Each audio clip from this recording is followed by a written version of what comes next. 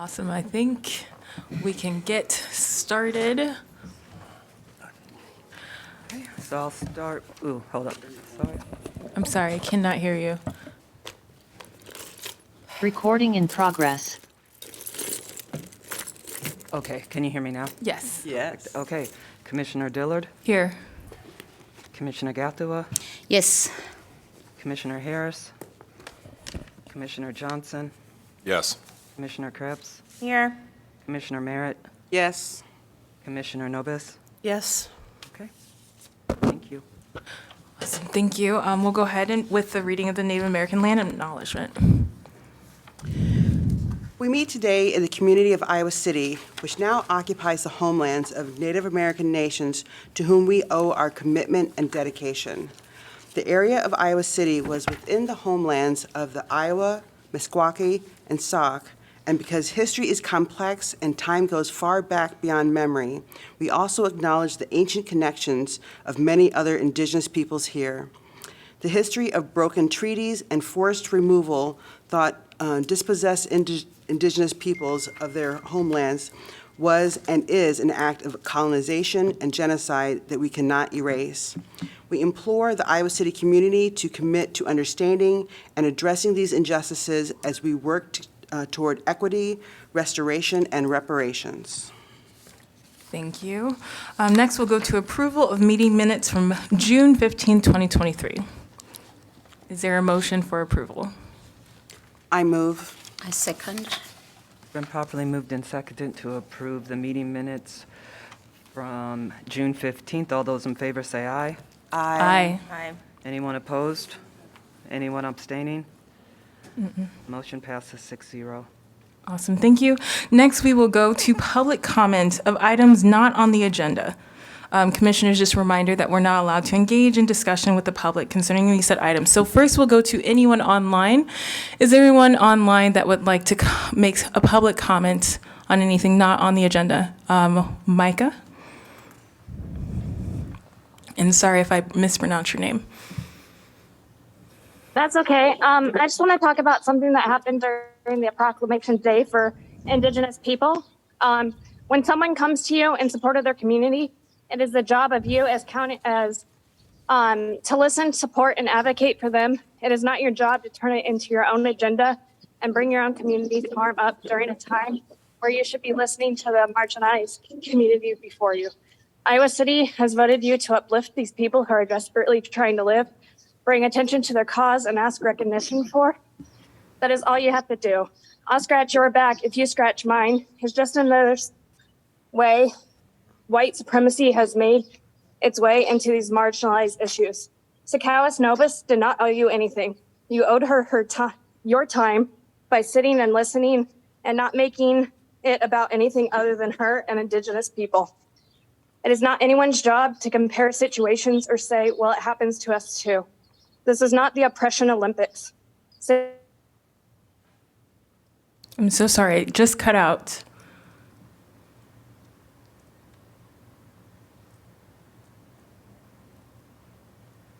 Give it just a little bit time to reconnect.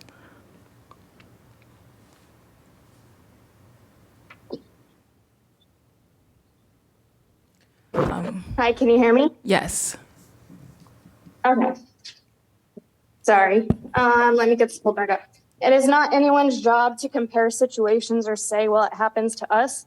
This is not the oppression Olympics. Saying we all matter is a slap in the face. Yes, we all agree that there are many communities affected by white colonization and white Christo-fascist supremacy, but that was... I'm sorry, it once again cut out.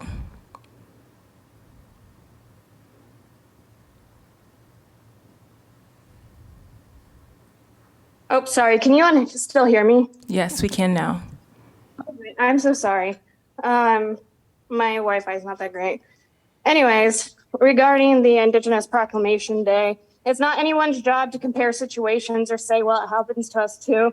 This is not the oppression Olympics. Saying we all matter is a slap in the face, and it was to Sakawas Nobis. We all agree that there are many communities affected by white colonization and white Christo-fascist supremacy, but that was not what this particular proclamation was for.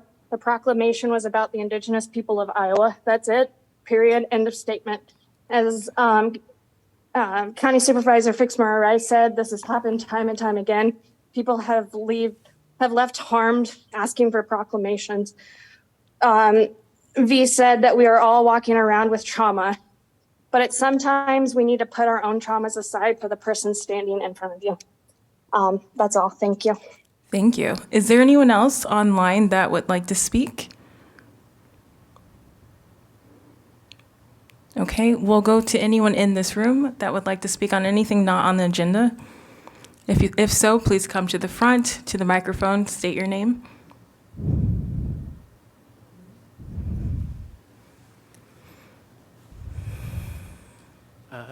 Greetings, my name is David Sterling. Just wanted to bring to attention the same issue that Micah raised about County Supervisor Royce-Ann Porter's behavior and words towards Secaucus at the proclamation for missing murdered Indigenous women. I found Royce-Ann's comments to be extremely inappropriate, tone-deaf, and racist. I would like to see some means for this commission to potentially help address this issue. Thank you. Thank you. Is there anyone else in the public that would like to speak?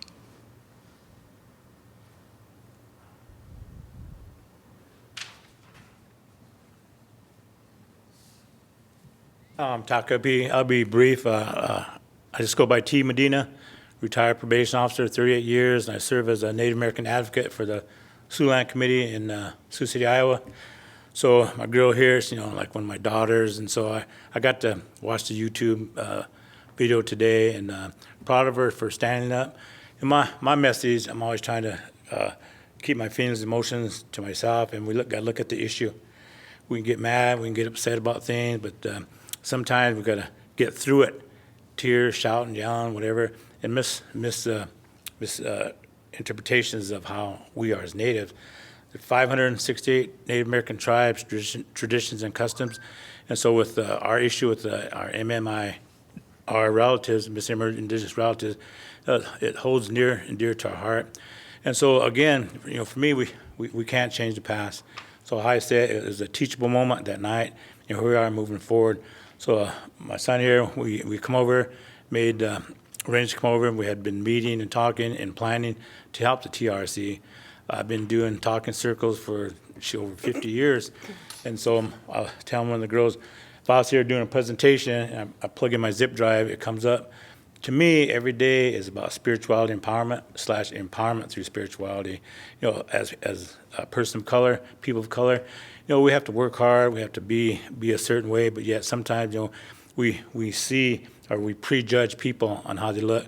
And so for our Native women, our relatives that go missing, it's at the forefront of what we're trying to do here. So I'm thankful to be here. The TRC, the committee, met one of the ladies last night, kind of handed out my cards tonight. So I'm going to be visible. I'm going to make time to come over here because this is close to my heart. I could sit here and tell you a lot of stories about my own relatives that never been found, gone, missing. But today here is that teachable moment. And what I bring to the table, we can't change the past. What happened in the past is in the past, but it's that teachable moment right here, right now, moving forward, where we can come together, come in a circle, and hopefully with respect and keeping a good attitude and show love for the people. So, God bless you. Proud of you. Ahoo. Thank you. Thank you. Is there anyone else in the public in the room that would like to speak about anything not on our agenda? Okay, well, if there's no one else, I'm going to go ahead and move forward to our 5th agenda item, which is facilitator education workshops, August 1st through 3rd. And I believe that our facilitators were going to just explain what they had planned for that week. So I'll invite our facilitators to speak. Welcome, Larry.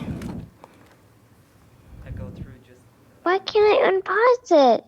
Mommy, it's not working. I can't unpause it. Look, I'm trying to unpause. I think you got it on pause. I think it's on pause. Is there any other name that's a facilitator? that- Jenna Kitchen. Okay. Thank you. And I think that's everyone. Okay. It's not working. Hey, can you all hear me? Yes, welcome, Jenna.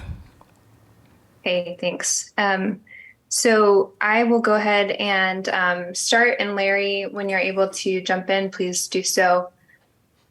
The overview for the August 1st through the 3rd training we'll have 4 individuals from Think Peace come. I believe Larry will be there as well, and some of the local facilitators, V, Annie, and I believe Terry as well. So all of us are going to be all together and doing a variety of sessions. The first day on August 1st is focused on who are we? So things like the political context of truth commissions, Iowa cities in particular, have some common language among us. Day 2 is what will we do as a TRC, and go over some strategic tools.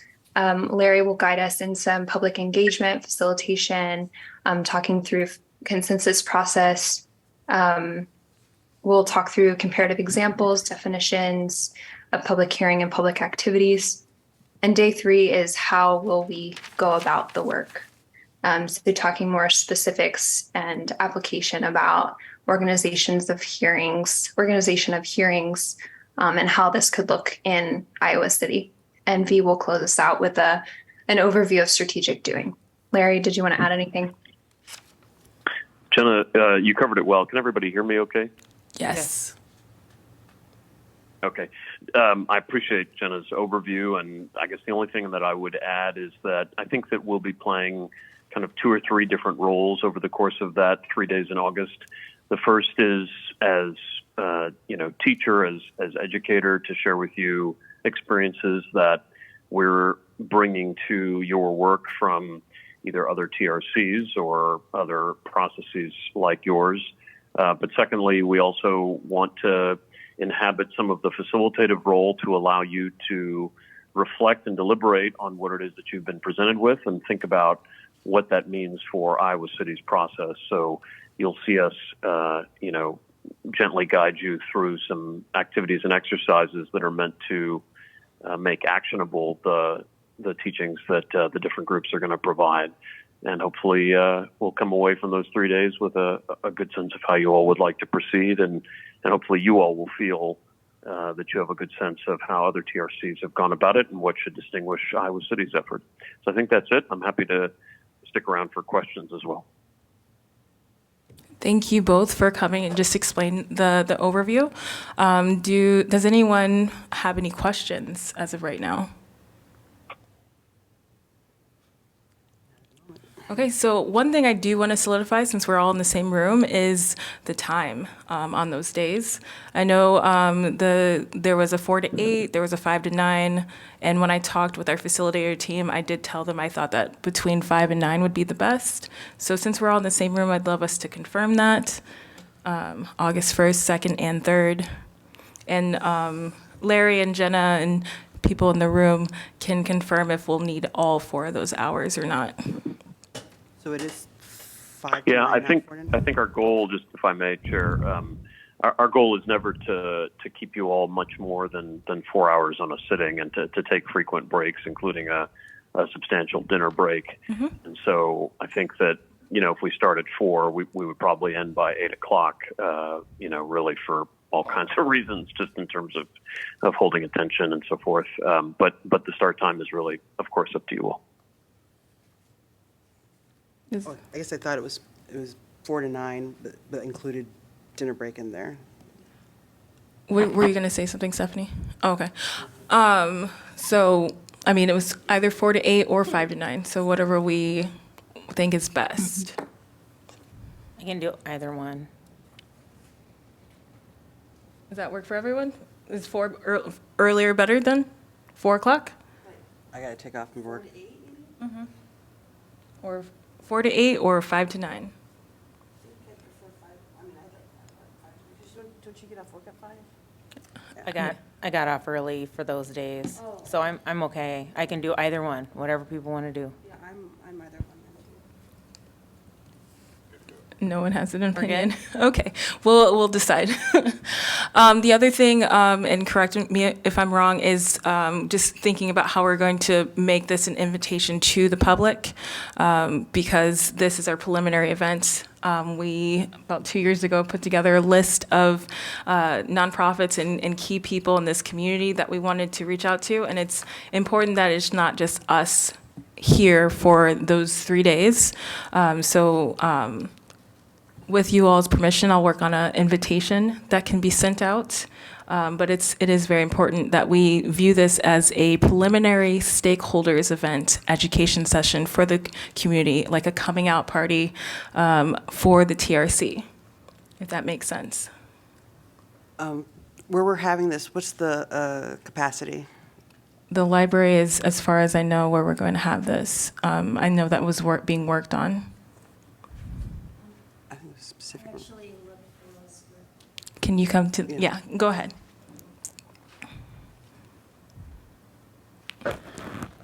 I don't know, but in looking at the schedule when we were meeting, when our facilitation team was meeting, the library rooms are not available. Okay. The large rooms are not available on Wednesday and Thursday. So Lois Gray was going to be looking into that. She's a local person who is working with, Think Peace. You met her. So I don't have any further information. Okay, but we will have those details as soon as you get them. Yes, Thank absolutely. you so much. And then I guess I will be working with Stephanie, possibly in Redmond, on dinner plans for those 3 nights as well. And if the location can be figured out sooner than later, because the communications team has to come and do the cameras and make sure that it can be live streamed. And so I need to check with them to make sure they have the capacity and that the place selected is amendable to, what we need, like microphones, high-speed internet, and all of those things. Good. So what might be good is for me to contact Lois, but also to hear from you what places that the city has for Okay, lighting. okay, So let's okay. work together. Okay, perfect, thank you. Thank you. Is there anything else that needs to be discussed? Anything I'm missing from the facilitator team or anyone commissioner-wise? Okay. Chair, if I could, the only thing I would just suggest is that you all, as you were thinking about the public's participation, just to give us some guidance as to, how, if at all, you'd like the public to participate. I mean, obviously, this is an event for the commission, and yet, of course, it's a public event and a community event. And so any guidance you all would like to share with us doesn't need to be tonight, but between now and the event as to how you'd like the public to be engaged. We'd appreciate having that as well. I think it'd be great to have that discussion now since we won't be meeting before that happens. So if anyone has any thoughts on what our engagement with the community in this event would be, I think it'd be great to talk about that now. I mean, in my head, I'm thinking, need to understand how the education and the training part is going to be formatted before we can understand how to incorporate the public into it. Without knowing how the training exactly is going to be, it's kind of hard to say how to have the public incorporate into it. Go ahead. Thank you. Monape Lemire, part of the Native Partners consultant, I guess. A humble recommendation that we utilize is maybe questionnaires where people can, maybe a space in the questionnaire, like how they identify, but maybe a space where you can ask what do you want? Sometimes I've seen multiple choice options, but sometimes people have a perspective that might be outside those multiple choices. But I think it'd be a good opportunity for, I know maybe more grassroots movements might have this data, but it'd be a good opportunity for the city to acquire data about people's personal opinions about what they want through the TRC. TRC could acquire data about that. Thank you. Thank you. I believe, Larry, you were going to speak. Chair, I was just going to say to the question that was asked about format, obviously you're going to be hearing from a lot of different presenters, But I know for myself, my training tends to be very interactive, a lot of question and answer, a lot of participation from attendees. And so, if the commission has any desire to allow folks who attend your event to be able to speak or to just be part of the conversation, we certainly can think through ways to do that with you all. Just wanted to kind of have that talked about or thought about before the night we start. Well, my opinion is that we want this to be very collaborative and very involved with the community. I guess I was thinking that we would have community members speaking alongside us as we come together to learn and maybe throw out some ideas of what things could look like in this preliminary, opportunity to fully embrace what TRC means in this community. I just have some concerns about timing, because if we're talking about 4 hours, each time, it's going to be very easy for things to run away if too much involvement is going on. I was hoping maybe at least the beginning of it can be more of the educational, instructional, whatever else, and then maybe by the last day, where we can have much more of the maybe public involvement and blah blah blah. And especially that's the same day as our meeting. But I would like to see more, maybe some of the instructional starting of it and kind of get the format, and then getting some of the public. I like the idea of the questionnaire. I think that's actually brilliant, because it also helps channel some of the discussion and involvement and keeping things contained, but just a thought. That makes sense. So is there any other thoughts or opinions on this? I'll take the floor. This is Wangui, for Commissioner Wangui, for the record. All along, and from the agenda item number 5, the title is Facilitator Education Workshops. I must have missed something. I was assuming it's the facilitators and the commissioners attending the workshops. Until, Chair, you talked of the communities being part of this. They've always been, but I was thinking the education is for us to start off, even from the description of the activities of the 3 days. So I'm sort of in that space where now I'm factoring the community. The community is being part of this. So that's what, and especially because you mentioned the list of the community organizations and the bodies that we approached to work with us as we get into the communities. So I'm sort of feeling I have a lot in my mouth right now that I don't understand, and it's a bit difficult to chew. Mm-hmm. So, but I'm also understanding that they will be, since our meetings and activities are public, it's public, mm-hmm. but the engagement and the education and the workshops happening, I wasn't expecting the communities to be, I'm wondering, is it still going to be formatted the way we format our meetings? That they're there, they participate at the way they've always participated.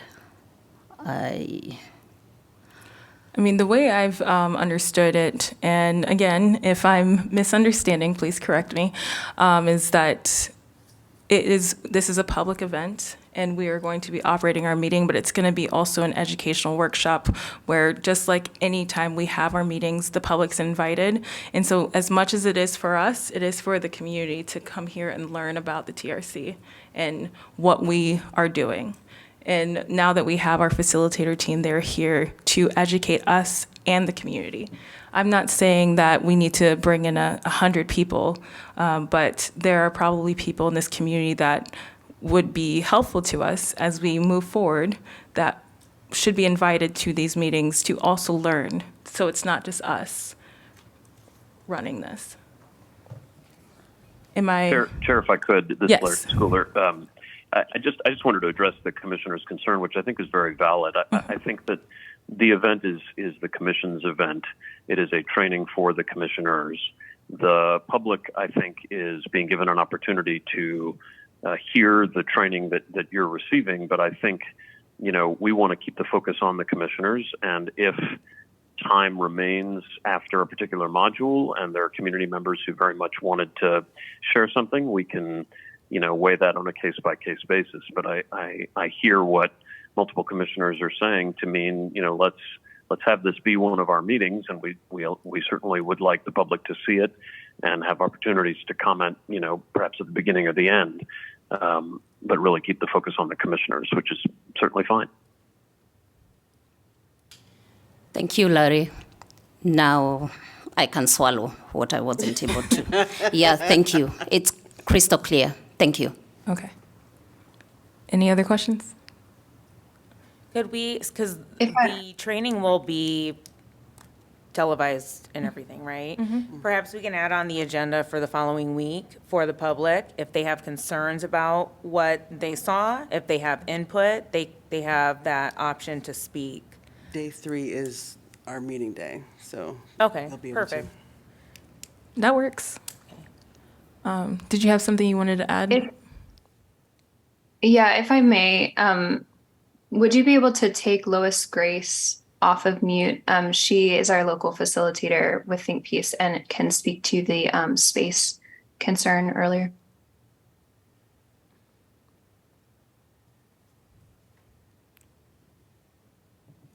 Oh, hi. Welcome. Sorry. Hi, thank you. I was just saying we had been looking at like some public spaces, and the one that we were looking at, the library initially, has been like the upstairs one, and that one has been booked for those dates. And so I was wondering if we would be able to reach out and see if the library could let us use the meeting room A, which is like downstairs. It's kind of like their bigger meeting room. That should be plenty of space, and like it's good community space, I think. Thank you for that update. Okay, well, if there's no other discussion or any comments from facilitators. I just wanted to clarify, so on August 1st and 2nd, you're not going to seek public comment, which is fine if that's what you want to do. I just want to publish that on the agenda so that the community's aware of that. I thought we were saying we would be open to it. Okay. I don't know if I want to say we don't want. What does everyone else think? I feel like we're here I think for. this is a training and we should try and get through it. Okay. And public comment should be left for the end. Okay. Like the first 2 days, like having the questionnaires or something that they can write about, and then they can bring it up, towards the end, I think would be a good format. Okay. So does that answer? Thank you, Stephanie. All right, so now I'm going to move on to the next agenda item. But before I do, I'm going to open it up for public comment on this last agenda item. If there's anyone online or in person that would like to talk about the workshops. Okay, now we're going to move on to agenda item number 6, which is marketing and promotion for the TRC. I don't know if we have anything else to talk about. Cliff, I don't know if you were able to get the design or anything. Chair, can I intercede one quick to go back? Just had a question on the questionnaire. Who's going to prepare it? On the questionnaire for the August 1st through 3rd. Good question. Is that something that our facilitator team would be able to prepare, since you all would have the questions or like the? I think we could certainly take a stab at that, Chair. Okay, thank you. And then, okay. I'm just sitting here thinking, I'm sorry, I'm a little slower in processing. One recommendation, maybe have the I know you already have this thing, this agenda for the first through third typed up, but what if your public comments were at the beginning and it helps influence the educational pieces that we would present to the committee? I'm not throwing that out there to create chaos, but just something that I thought about. And then that can help influence. That would be us responding instead of doing the training first and then ask the people first, and then we could adjust a little bit some of that information into the trainings that we offer. So that's just a suggestion. Thank you. I actually agree with that. I don't see a reason why public can't comment as we go. That's my personal opinion as well. Also, to speak to Sakalis's concern about getting through all that, I think you'll have more control on the back end of that than in the flow of the meeting, as opposed to if people get long-winded at the end, it'd be hard or disrespectful to cut them off, and we'd be able to control the meeting. Well, I think we should have public comment in the beginning and the end then, like, because I mean, if we're like allowing people to kind of provide us with some issues that they think we should cover or topics or whatever, that's great. And then just something at the end so people can provide us with reflections. But yeah, I don't think we should have public comment throughout the actual training, because that's like, we're really trying to get through like a bunch of stuff, and you guys know how that can go. So I would like to be able to get through these trainings because we have a very limited amount of time to be together and cover a lot of material. I agree. I'm sorry, I don't know if this is a public comment time, so sorry. I just want to make sure everyone is done before I do open it back up to public comment. Any other thoughts on this? Yeah, no, I think that's good. I think we should do, I like that idea, beginning and end, if y'all like that. I like the idea of beginning and end. My only concern, and I can go either way, is I have seen a little bit of the structure. It may change. There might be two topics. I would maybe suggest a beginning and end to before and after each topic, if there's two topics in the night, just to give people that opportunity to respond to the topic. And if you guys are okay with that, I'll let the facilitator team work out the details on how that can work best. That sounds good. Awesome. Thank you. May I? Yes. Sorry, Chair. Did I hear the beginning of end of each day, or like, for example, beginning and end of August 1, 2, and 3, or the beginning of the training, like August 1 beginning, and then the end, meaning August 3? Would you mind clarifying? Oh, yes. So same day, either an option where the beginning of the training on August 1st and end of the training August 1st, or if there are, different topics, end of one discussion, beginning of one discussion, end of one discussion, beginning of one discussion, end of one discussion. Those are the two options I think we're considering. Thank you. So there's actually, it looks like kind of built in on the agenda, there's a time for closing reflections on here. So we can add public during that time. That's great. Great. Okay. I think we have figured it out. Redmond, did you have any other questions about that? Thanks for chiming in. And then now I'm going to open it back up for public comment if you had questions. Okay.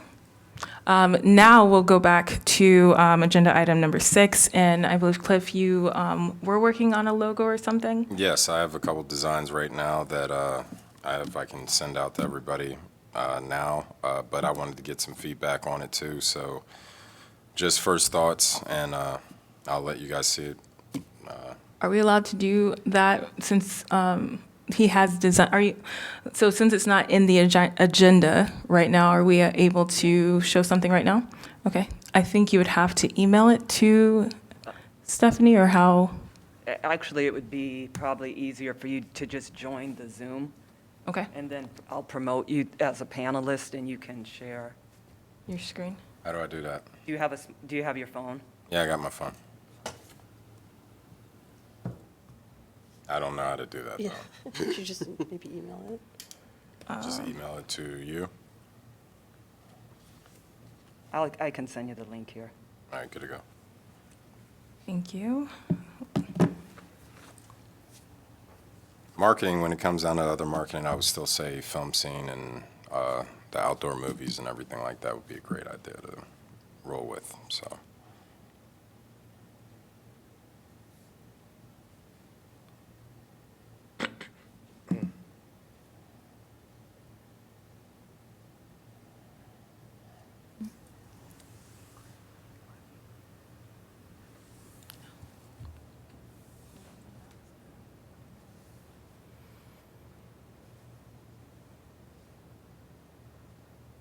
Where are you sending this to? Are you? Yep, it should be coming right. Are you sending Which to? email? I sent you a text. All right, good. Good to go.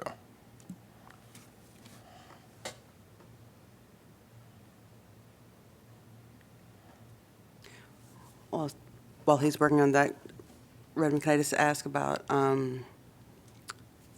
basically, the money that we could use to help with the marketing? Because I understand that there is some outside of what this, the money we have for the facilitators and everything, that there is a way for us to help finance some of the marketing material. I believe this is part of the process of putting together a budget. Is that what we're kind of going to be doing here? I don't know if we're going to be able to put together a budget for things are going to come up over the next year. So I'm curious how you suggest that we work that in, or can we just have a process, like a request to purchase as we go along, as things come up? Because I just don't anticipate how we would be able to create a budget for things that we don't even know what's going to happen. Well, I think if you can plan those things, it would probably be best. But you certainly could make a request. Okay.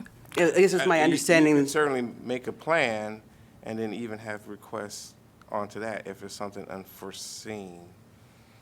But I don't know. I mean, I come from a row of budget, so I don't know how you could maybe forecast what you think you're going to need. I guess it was my understanding that there was, if something came up, we can just go and request, this is what we need, and maybe I don't know if it's your department or office would be the one that would be able to say yes or no. Well, that is essentially how it will function, but we don't have a budget. And when we prepared our budget, we don't have anything budgeted for this activity. So if you can supply us with what you think it is, and we're getting ready to start preparing for our next fiscal year, that's going to be helpful for us to even be able to know exactly what you're going to need. Can I just get a little bit of clarity on that? You're saying that you don't have anything, you don't have anything set aside for us for these extra activities, knowing that we would definitely need supplies for food or marketing or anything like that? Like, that's not something that was already written in there? That's correct. Can you explain to me why? You passed the facilitation budget that wasn't in there. Okay. But the facilitation was just for facilitation. It wasn't for this other stuff that we've always been told that we would be able to have access to. I don't know how that has communicated. I can only tell you what I see now. Can't we just can't we just ask for more money? I mean, there's $1 million budget, right? That we're allowed to ask from? That's technically what I've been told is not true. Oh, okay. Well, so there's money that we can ask for. So why don't we ask for more money?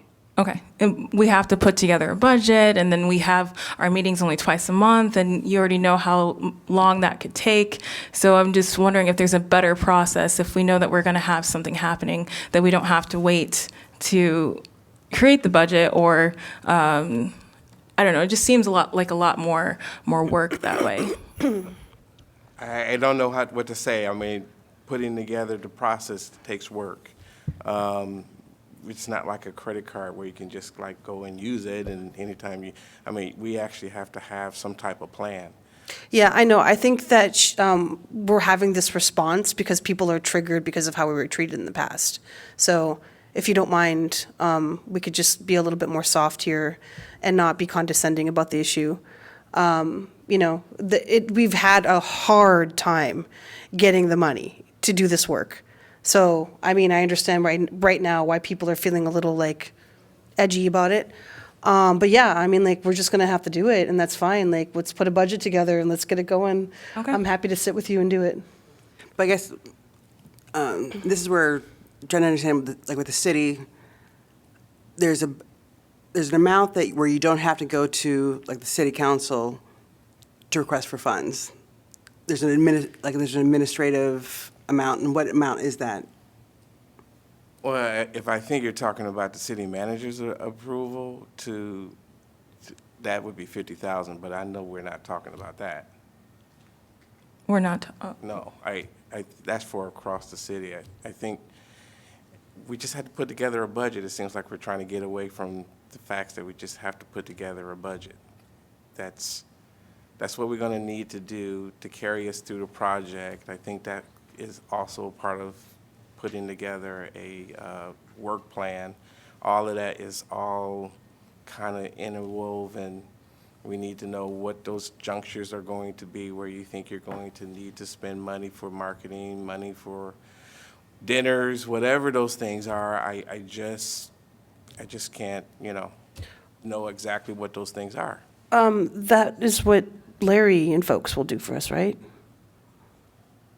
Chastity? Put together a budget is what you're saying? Can they do that for us? Let's ask Larry. Is that something that you all see in Sure. your purview? It's not every day that I get called on by name, so I better. I'm so sorry. No, that's all right.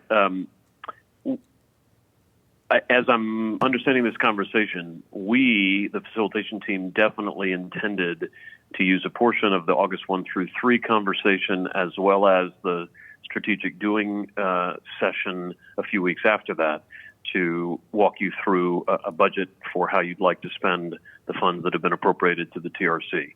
And so, perhaps we can generate a draft for you all to comment on to make things go a little bit more efficiently, if that would be how you all would like to do it. But we also can, step through a draft together. We can decide that how you all would like to. Can you hear us? Yes. I can. Okay. So that's why we hire, like, that's what the facilitators are for, right? Like, they're going to help us figure out like what we need and what that budget is, and that's good. So, okay. Yeah, I'm happy about that. Can I just make a clarification, because the way that was stated could be confusing. So the facilitation contract is what's been approved. The TRC hasn't received any allotment outside of the contract. So if there's any kind of budget discussions within that contract, that's certainly within your purview. But I am taking this that you're looking for funding outside of that contract. Yes. Mm-hmm. That is something the facilitators, I don't think that's really in their purview. To help us create a budget? Outside of the facilitation contract, I don't No, believe as a function that's of in the their TRC. purview. I think that's the commission asking the city to fund whatever those things are that are outside of that contract. Now, there's certainly some room within the contract. I know that there's some room there, and that you can certainly talk with the facilitators through that. But I'm taking your request or your desires to make requests throughout the period of this facilitation or beyond to be outside of the contract. And if that is the case, then my suggestion is to work through some type of planning process where the commission can say, this is what we think we need, and submit that to the city manager's office. Okay, so I think I hear what you're saying, but I thought that what Larry was saying, he would help us just create that, not using the dollars that you're saying are for facilitator. Is that, so if they're just helping us create our own budget and possibly work plan to satisfy the things that aren't covered in the facilitator, agreement, that's okay. That's what, if that's your understanding, I just want to make sure that, what you're asking is outside of the facilitation agreement, which is the only thing that's been approved. Okay. That facilitation agreement is what's been approved.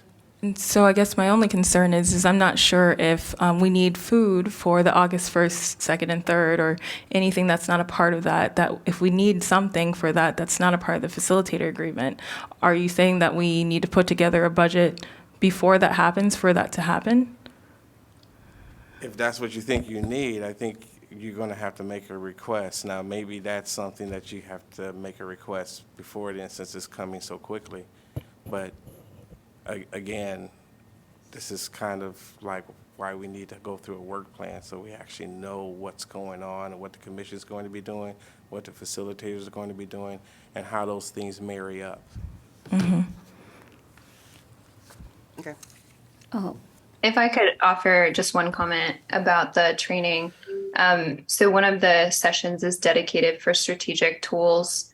And we'll be talking through some of these pieces as the facilitator team and helping the TRC figure out some of those key pieces.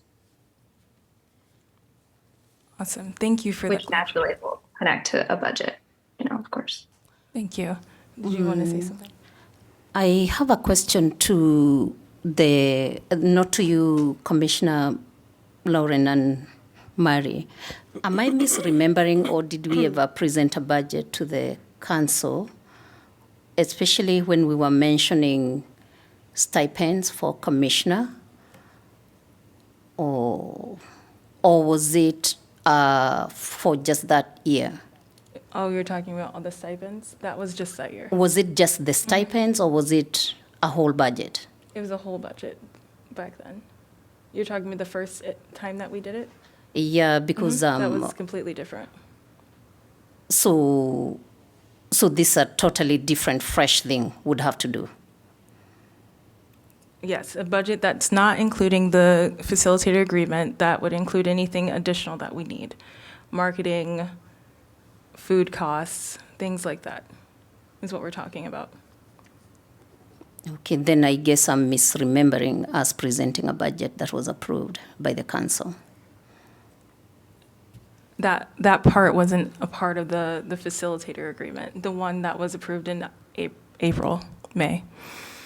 No, I do know I the think when facilitator Julie's- agreement is different. Yeah. But I was Oh. thinking we, at some point, Oh, yeah. presented a budget to the council. That was already approved. Yeah, and we removed the stipend, so it is already approved. That is already approved.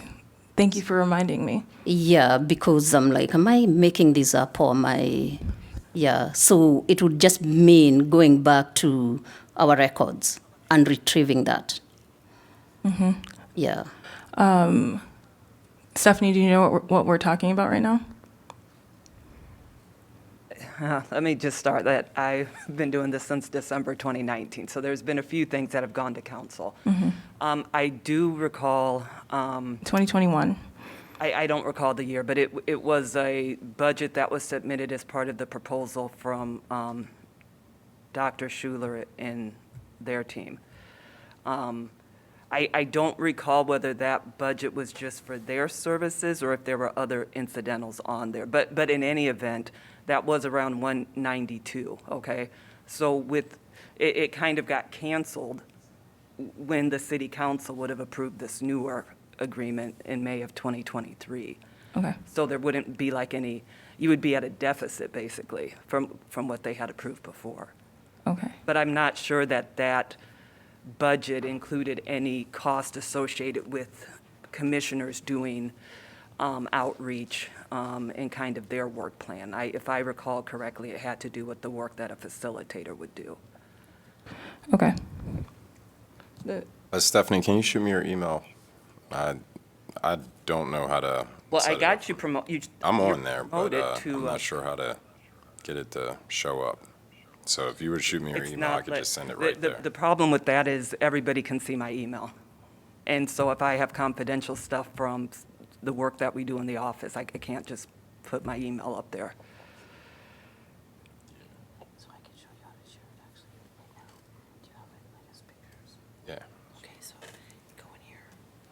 Should we go on and then come back to this one? Commissioner Johnson? I think we might have it. Did you give Okay. him permission to share screen? He's a co-host, so he should be able to. Yeah, sure, I don't know how to use it. And Commissioner Gathwood, did you have any other questions or?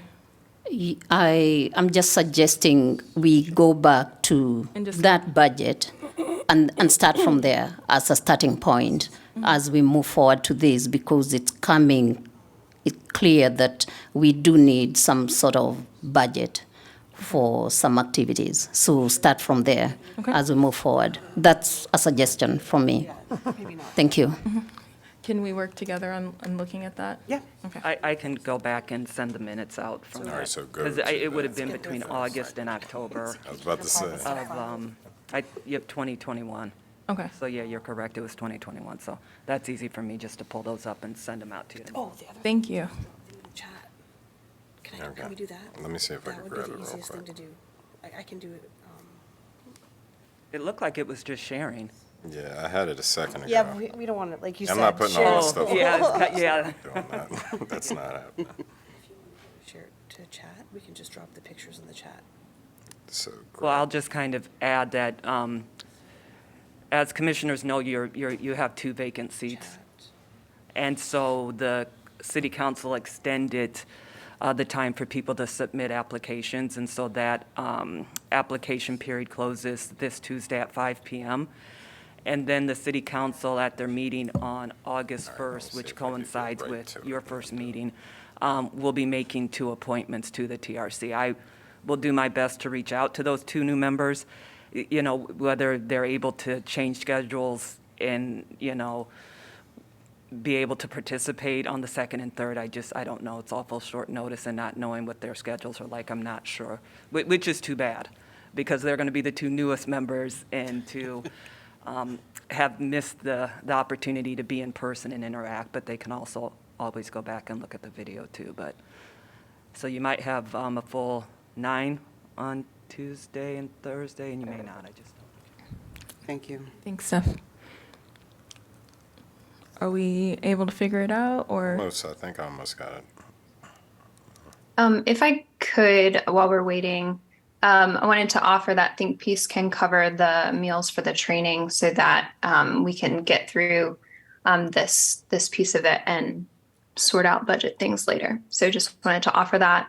I would need an idea of how many to cover, especially since it's open to the public. If you have insights there, that would be helpful. Thank you. While we're on that topic, can I comment on the distribution of questionnaires?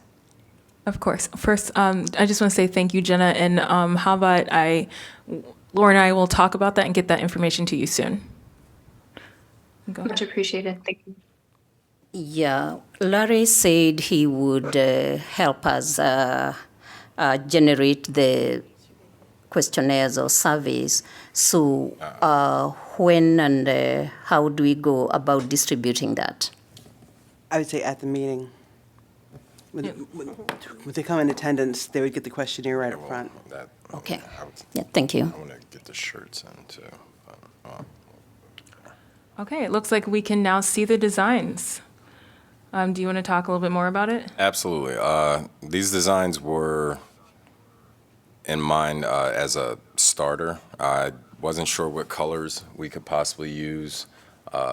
The guy who I have working on these, he said he can make shirts, and that's the reason why he has the photo with the hoodies and everything like that on there. These are just his quick examples. The main 2 that I was looking at was the center one, that's just the T, R, and C. On the top, I would put truth.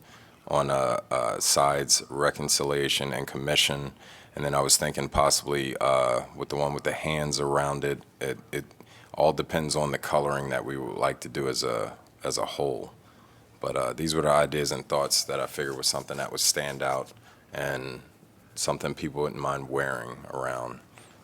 Truth is supposed to be something that is filled with hope. So I thought about Superman when it came down to it. The symbol of Superman is meant to mean hope and truth. If you're trying to get it out there to everybody, that's one way to do it. So I was wondering what your thoughts are with it. The others, he has multiple other designs as well, but this was the starter. He said, just let us know what we can do, and then we can move from there. I mean, I think it's a cool looking start. I was thinking colors-wise, we were trying to think of what colors are something that represents hope and just in general, something that brings out the best in people. So the first colors we were thinking were blue and then gold and then white, but all open, definitely willing to listen. Anybody have any ideas? My only opinion is if you did the hands to maybe make those shades of brown or something. That's like exactly what I different, was thinking. and each one a different color. That's exactly what I was thinking, so. I like it. Yeah, that's cool. The yellow though, that's. Yeah.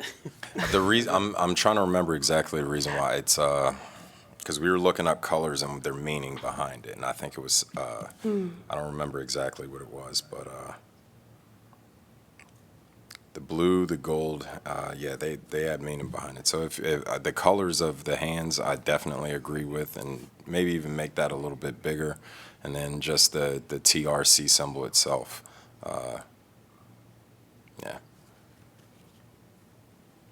I really like it. I think it's cool. I like the Gotham City thing going on. That's awesome. Yeah, I just don't think the colors aren't. They're kind of like what's the word I'm looking for? Corporate or something, or like, you know what I mean? Like they're not very absolutely. warm. If they were warmer, I think that would be like that's the only change I would make. But I like the hands. They look really cool. Sounds good. Agree. If it was like, maybe if the blue is like a brighter, happier blue, I'd like that as well. Just so you know, you're showing your screen. Yeah. Here, go back. Okay, is there any other thoughts on this? Are we good to move on? Good start. Okay. All right, is there any public comment on this online or in person? Anyone have any thoughts? If not, I'd love to turn the floor over to a talk by the Native partners.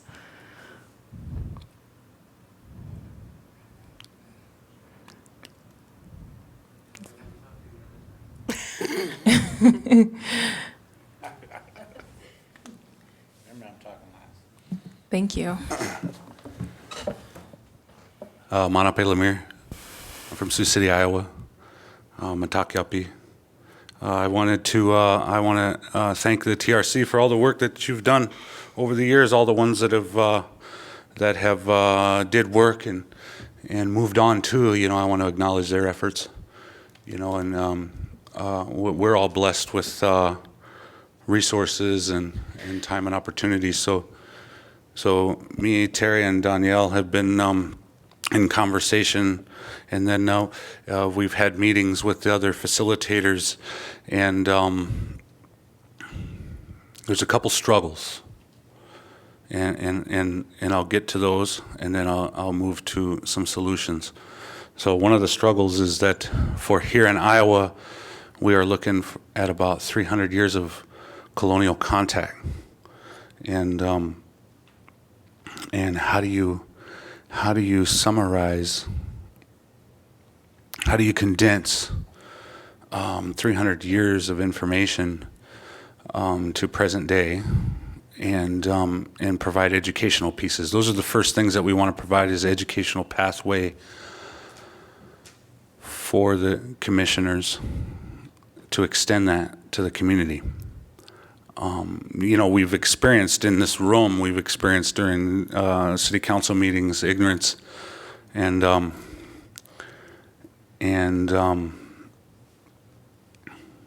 comments based on untruth. You know, so we want to we're understanding of that, and we want to provide solutions towards that. The hard part is condensing educational pieces down. So one of the things that we were considering initially, an idea was like a pamphlet or some information about different medias, how people can easily access. Sometimes people don't want to read a book. They don't even want to read a magazine. Sometimes they want to watch a show. And so maybe 2-minute clips or a documentary or something, you know. People want easier access to whatever it is they want to learn about. You know, I ran into you, Wangui, last night by happenstance, you know. Maybe not by coincidence, maybe it was meant to be that way, you know, so we'll say that. And there was a gentleman with you, and he was from a tribe in Kenya, a particular tribe in Kenya. And he was extremely eager to learn more about the indigenous people here. And I could feel that love and desire. Line. Well, hello. And I felt that desire from him. And that was a learning experience for me, because I wish I could just say, hey, check this stuff out right here. You know, so I think a very simple approach isn't just academic books but a compilation of different medias by different indigenous authors, directors, film series, books, all kinds of things. There's no real, I mean, when I think about foster parents, non-native foster parents that have Indian children, where are they getting their input to share with youth? A lot of them don't know, you know. So I think we're starting to have a stronger presence in that industry. And otherwise, really, we just had A Man Called Horse or Little Big Man, and I remember my uncle asking me, "Have you ever seen the movie A Man Called Horse?" I said, "No." He's, "Oh man, you got to watch it. It's a good one." And I watched it, and I was extremely offended. I was extremely offended by it, and he thought it was great. So I think bit by bit, our presence in different industries is strong enough where we could put information, a package together for people to reference. Otherwise, I think we would have to be developing a curriculum with educational pieces. We'd end up having to develop a curriculum, and truly thorough curriculums take anywhere from 3 to 8 years to develop. You know, and maybe that's something that the city could initiate down the road.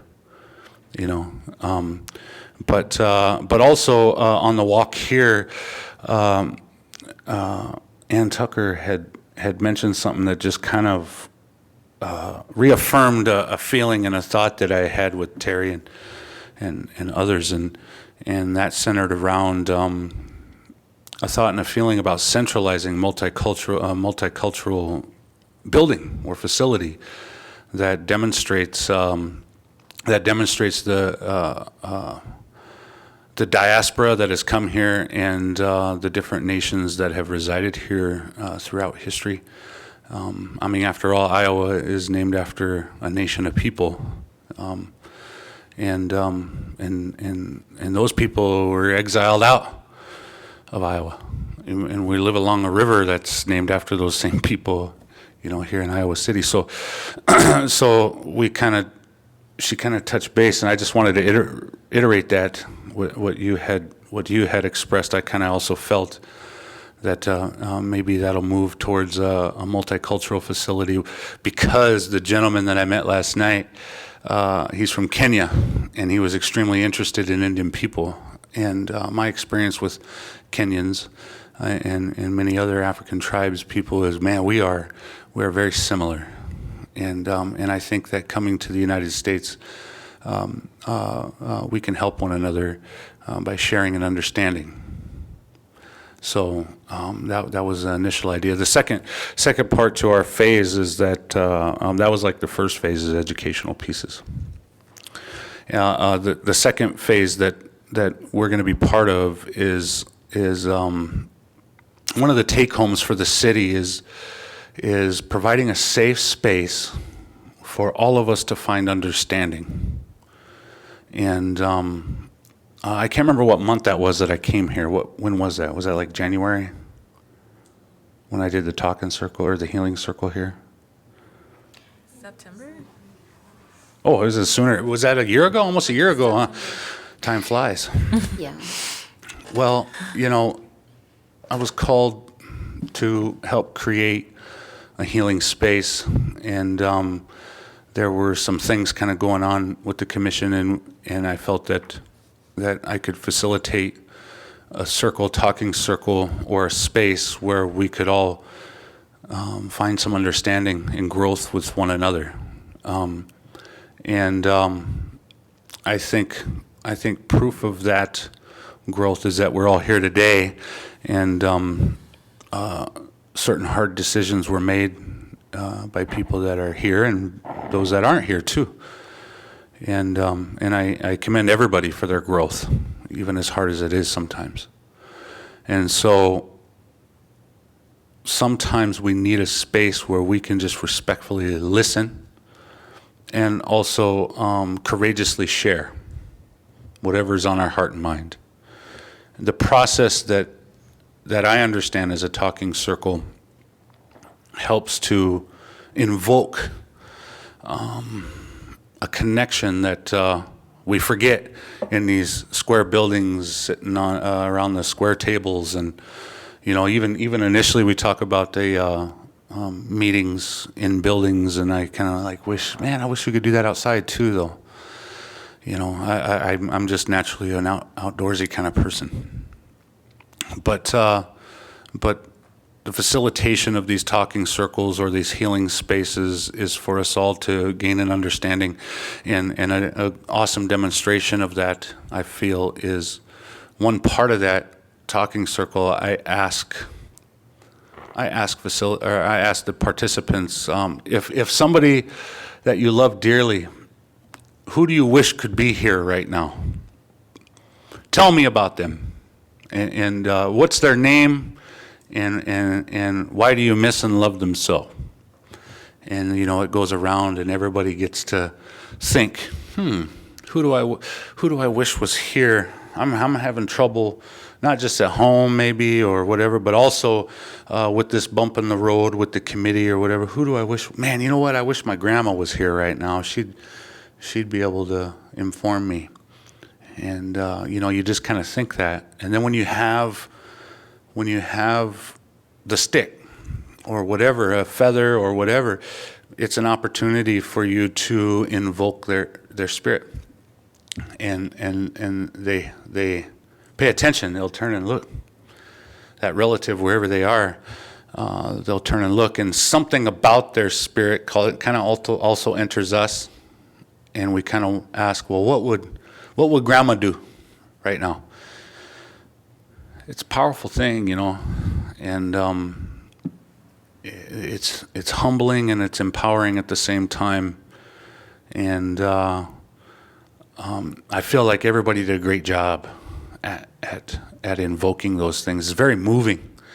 It's grounding, and it's liberating at the same time. And so I offer that because what I noticed is it helped me understand somebody else about why they do what they're doing. It helps me understand somebody's love, and then it also helps me understand their mourning. I think that is the root. How do we mourn? And I feel like the very root of truth and reconciliation is all going to revolve around mourning. How we mourn. And when we're dealing with multi-generational immigrants here in this town and in this state, in this country, millions of immigrants have come here, and they've brought many different types of mournings, and some have lost that. And so the Native partners want to offer. It's not just invoking somebody, but it's also helping us mourn and learn from that mourning, and maybe empower ourselves from that mourning. So when we talk about creating healing spaces, talking circles, it's to help break through some of those barriers of fear, to call upon love, and I think most importantly, we can help understand one another, and maybe have more compassion for one another. right? And so, so, you know, I don't know how to quantify this because I worry about some of the red tape. I hear it. I'm hearing it right, you know, just a little bit ago, some of that red tape. And I feel for each one of you. I feel for each one of you, and all I know is that the Native partners want to offer some educational pieces, and of course, we want to, you know, I live in Sioux City, and Terry, we found him panhandling over there in Sioux City, so we picked him up and brought him over here. But now look at him. But I know my Jaji Terry, my Ate Terry over here is going to get up and share some things, and Danielle's here. It's good to see Danielle make it, and I know she represents the matriarchal, the power of the women and indigenous women, and then her people's history right here. So I look forward to that too. But I just wanted to kind of cover those two things, educational pieces, and how we can efficiently as possible, allow people access to things that might be vetted. You know, there's 15 books about Crazy Horse, and only 2 or 3 of them are written by Indian people. You know, so I'd rather have my friend from Kenya read a book written by an indigenous person about a leader like Crazy Horse. You know. Things like that. So I think we can provide vetted information, and I think we can provide a space where multiple aspects of the community can create understanding and compassion for one another. And lastly, I'm just going to say that one of the things that I was worried about is that I don't want these talking circles to create shaman.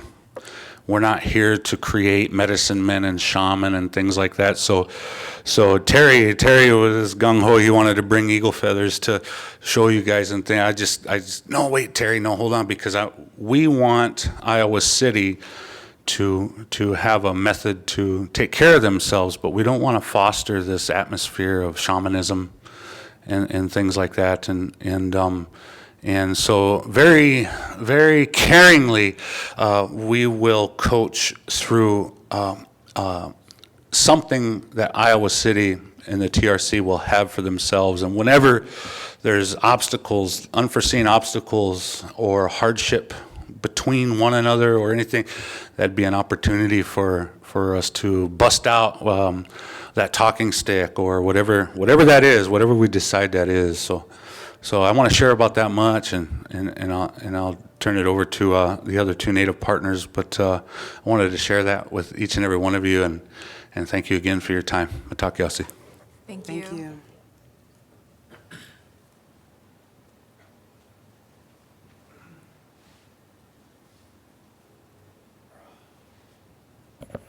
You have to excuse me, these old bones are getting tightened up over here. Greetings, relatives. We went outside and said a prayer before we come in here. You know, our native ways, we never start nothing before we pray. We use cedar, sage, sweetgrass, and tobacco. And if you've never been around Sweat Lodge ways or our ways, you know, when we pray and we light the sage, sometimes I'll even pass that sage around and you take it, rub it. Something's inside of us that we want, a vision, a mission for our relatives, you know, maybe for yourself. And so when that goes up, when we light that sage, it goes up, our prayers are your prayers, it goes with it. And so for me, I tease around, I'm just an old double G. That means old great grandpa. I've been around many, many years. And so as you get older, that comes wisdom. And Manape, like his dad, Franklin Bear, is my brother. So in our native ways, all the brothers are the dads, and so we have a different way. We have a different lens. A lot of times in society, you know, I do so many things, but there's a facility called Rosecrans Jackson Centers. It's an inpatient adolescent facility and adult facility. They're all over Iowa and Illinois. So I teach there. If you guys ever get bored, find a minute to go to Google, type in Terry Medina, Fatherhood is Sacred. It's a fatherhood and motherhood is sacred. It's a way of life. And in our way of life, we say you must become lovers of truth. You have to become lovers of truth. And when we go through the process in Sioux City, Iowa, every morning, the Rosecrans Jackson commercial comes up, Kermit Dow, the founder, my bro, the new decision makers, I call them decision makers, they're right there, Rosecrans Jackson. We offer the best evidence-based practices there are in the country. And so I always challenge them in a real respectful way. They might be evidence-based in the non-native society, but in our society, our world is like trying to put a square into our circle. It don't fit us because we're different. And so I'm always educating people about Native people. Shane Frisk, Tom Bosque, two of the top DHS people in the state, they're my bros. I can reprimand them in a real good way. And so I challenge them. I've educated them. When you're working with the Native American people, families, Shane, you can't think white. You got to go Native. So I educate them. But see, that's important. They got to be willing to become teachable. That's a big word. They have to be willing to become teachable. Then it goes back to choices. And so in my world, I'm sitting here reminiscing, thinking about it. I've been doing talking circles for over 50 years, or close to 50 years. Talking circles, prayer circles, and listening circles. My wife, highly educated, all these degrees behind her name, when she created a listening circle to help the youth, help the people, listening circle, but you got to really be able to listen, but not just with our ears, with our eyes, how our people need services, how they're feeling, DHS, because people every day I see, they walk around with a broken heart. Sometimes, that heart shattered to pieces, so is their spirit, broken and shattered. And so people, I try to serve them. People see me in many different lives, as I have to teach about Native humor. We'll get to that later, but that's a whole different story. But in my walk of life, my office now is in the Skywalk in Sioux City, Iowa. So my door is always open to the people that are homeless, hungry, and starving sometimes. So my way, like my talking circles, what I'm going to do is I know it, you as non-natives, you have to be able to become teachable. So I'm going to try to put together a process, a bullet point, so it'll give you a big idea of how I do circles. And I got my talking sticks. They're carved eagle out of a elk antler. And as when we use our native eagle feathers, they're calm, they're sacred. So my journey, through my lens, I've been in the presence of judges at the national level, and so a lot of the people that I come with, they have a title. And so when I have to get after somebody, I don't reprimand them, but when I have to try to enlighten somebody, I say, I'm not attacking you, but what do we all have? We have a job title and we have job responsibilities. So be a blessing to the people and not be a burden. So it's that teachable moment every day. So for me, coming away, I got two phones, they're going crazy because I'm over here. But now, see, to me, how I believe, like Manapi said, Creator God, He puts things in our lives. So nothing happens by coincidence. It's like preordained what journey we're going to go through. I couldn't see those designs. I got these old eyes. I couldn't even see too much, but I do a little T-shirt stuff myself. But everything, what we represent, truth and reconciliation. When you use that word reconciliation, to make amends, to make peace, to come together as one. Because a lot of times, I say it like this too, people make a choice to hold anger inside. You get mad at somebody, you have anger, you have bitterness. It turns into jealousy. She might even turn into hatred and revenge. People make a choice to hold that inside. So when they take a position on something, Annie knows as a mediator, when you take a position, they sit on their views. They don't budge. You ain't gonna budge them. So you have to get them to the point where it's a win-win situation. And when I do a talking circle, it's all about spirituality empowerment and empowerment through spirituality. And so in my walk of life, my journeys have taken me outside my native culture. And so telling relatives, if everything goes right, I'll be rolling over to Seoul, Korea, and to Australia to talk about Indigenous fatherhood, motherhood. So all you good people here, I don't know, maybe your fathers, mothers, some grandparents in here, sons and daughters, that's the title that I carry 24/7. Now, as a probation officer, don't get me wrong, people, I swear to God, as a probation officer, people, they're looking right in my face. What are they doing? They're lying to me. But in reality, they're lying to themselves. So I take them through a process. In the listening circle that I facilitate, you got to listen with your eyes to really look at people going through trauma with that broken spirit. So I try to serve the people. And in our native ways, you know, the chairmen, the board presidents, all the people, in our way, the leaders eat last, serve the people. So just a little difference in how we do things. But the bottom line here is, you know, right here, these are the 4 sacred colors of mankind. There's different meanings as a native, but they're the 4 sacred colors of mankind. And, you know, there's only one, however you call him, Jesus Christ, your higher power, we say, Muna, Chikansla, Wakanda, one creator God, no matter how we are. We could be in Mexico speaking Spanish, we could be in Germany, but if you're a mother or a father, that commonality comes together. So when we talk about becoming lovers of truth and showing respect, I swear to God, I say it like this, you know, every day I try to be respectful. I try to have self-respect. I try to keep a good attitude, and I try to be kind. And I was telling some of the ladies, you know, my wife, she created a program that I work with the youth. It's a youth AA program, it stands for attitude adjustment. I swear to God, there's a lot of adults need that attitude adjustment because of prejudices, self-centeredness, me, myself, and I mentality.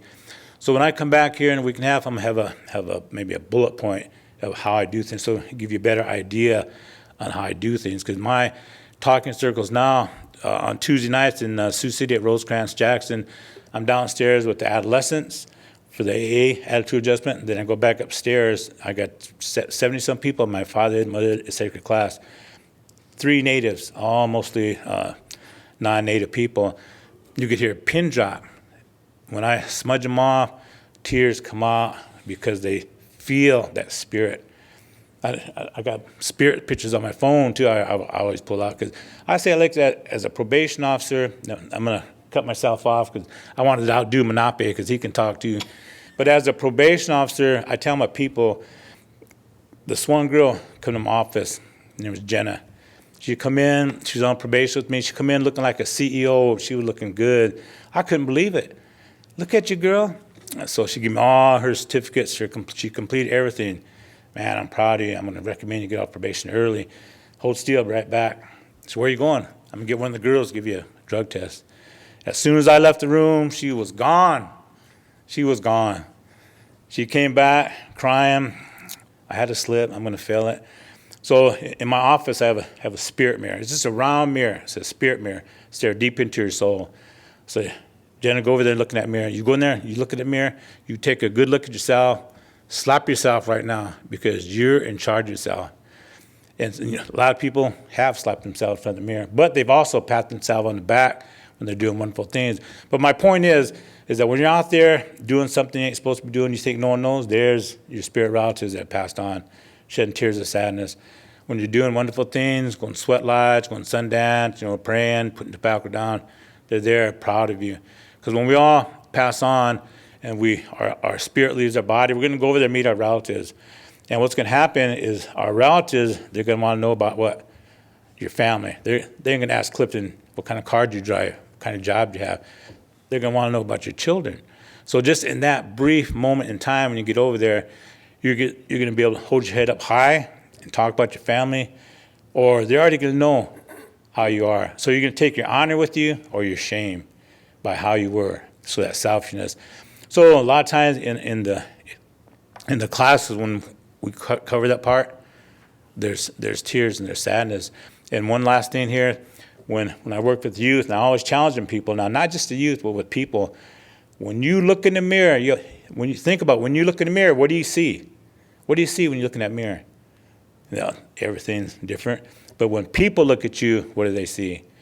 So sometimes like that light goes on in people because they're not projecting a positive image. You know, it goes back to selfishness, you know.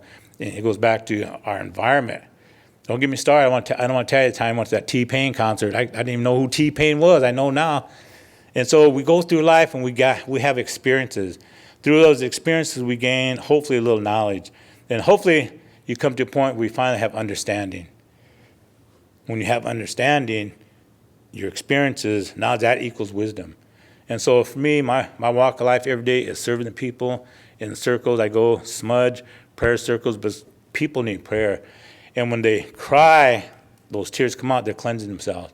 My wife's Ho Chunt, I'm Santi, Dakota Sioux. My Indian name's Akichita Hochita, warrior, soldier. Even that heavenly rain, it was raining cats and dogs in Sioux City a few weeks ago. I was at the courthouse sitting in my car. No disrespect to the professional people, they had their hats on, umbrellas on.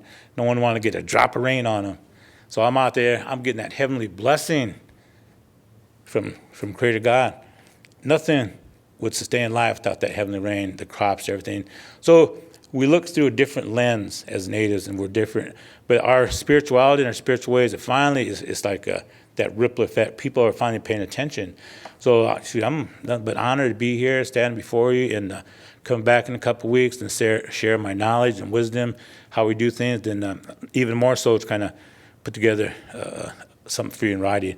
My wife, she's a very gifted writer. She might charge me if I have to have her help me put something together. But what's gonna happen, you're gonna become educated, you're gonna become teachable, you're gonna be exposed to something. So I'm gonna say about that much, otherwise I'm just getting warmed up. God bless you. Ho. Thank you. Thank you. Thank you.